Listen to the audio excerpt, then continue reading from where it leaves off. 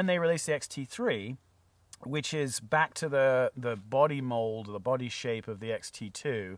And because it's a little bit smaller, it's a little less fat than the XH1. It doesn't have the gimbal inside it, so it doesn't have IBIS. But if you're mounting an XT3 on a tripod, which is how I basically shoot. I use my XT3 as my tripod camera, and I use which is what we're shooting with now. That's right. And I use my XH1 as my roving around second camera. That's all you need, And the XT3's video capabilities are just extraordinary. Coupled again with their really fantastic photography stuff, means that it's truly, to me, the best hybrid camera out in the market right now. Again, for the price too. DP Review has listed it as their number one for 2018, their number one hybrid camera. It's hard not to beat. I mean, it's a $1,900 camera. It's under $2,000, actually less than that. It's competing against Sony's full-frame A7 III. Yes, that's right. And something that we should mention is Fuji's, they call it their Kaizen. And I don't know, maybe some people and some pros might consider it a gimmick. I do not. That the cameras and the lenses both get software upgrades on a very frequent basis. I mean, in some cases, 2-3 times a year, certainly for the bodies. And when they get that software upgrade, it can literally change the camera into a brand new camera. It adds, autofocus abilities. It adds a different color filter ability. It adds more video capabilities. Being able to shoot at H.265 instead of H.264. Being able to shoot at 4K at 17:9 instead of 16:9. There are all these characteristics which they throw into their cameras, which is just, to me, extraordinary, and it's free. So, my XT2... And at the same time, the lenses as well. Yeah, that's right. So my XT2 I bought, within 8 months, they had taken it from 1.0 to 2.0, and it had 16 upgrades in that particular upgrade.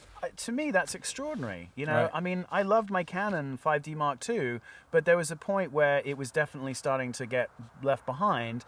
So my option, buy a 5D Mark III.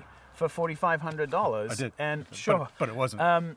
Instead of running out and, saying, oh, I can just upgrade the software, which is a lovely thing. So there are lots of things about the Fuji system that I really love. And one of the things in particular is that they and again, all of the camera manufacturers, you would assume, do this, but there is a sense that Fuji really listens.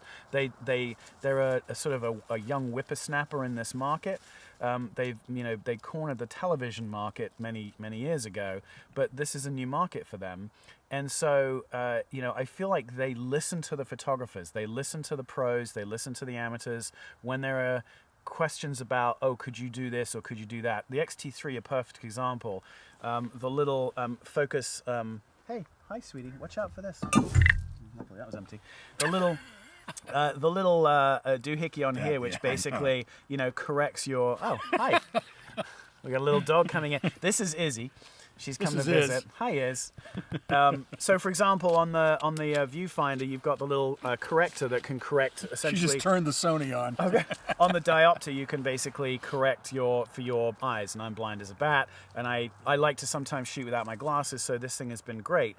But you bang it while you're carrying it from place A to place B, and suddenly it's completely changed. On the XT3, they listened, and they made it a lock. So now you pull it out, you correct it, push it back in, and now it doesn't move. So there are these little details where they're always listening, and they're always, each time they bring something out, there's just a little tweak here and a little tweak there.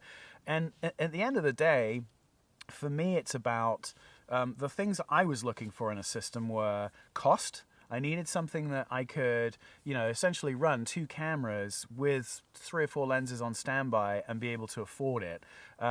Size, I want cameras that I could take out into the field, multiple cameras, and not be completely shattered by the end of the day. I mean, I shoot weddings, I shoot corporate events, I shoot a lot of television, and it's nice that I have these smaller cameras that I can essentially run around with and not be lugging this beast around all the time. So that's not to say that this isn't a bad camera. It's just that the size definitely for me is an issue. So that brings up the 3 basic things that us photographers are worried about is size, weight, and cost. Correct. Those three things, and Fuji is become a leader in those three things. Yeah, I mean, because we get to a certain price point, I think, where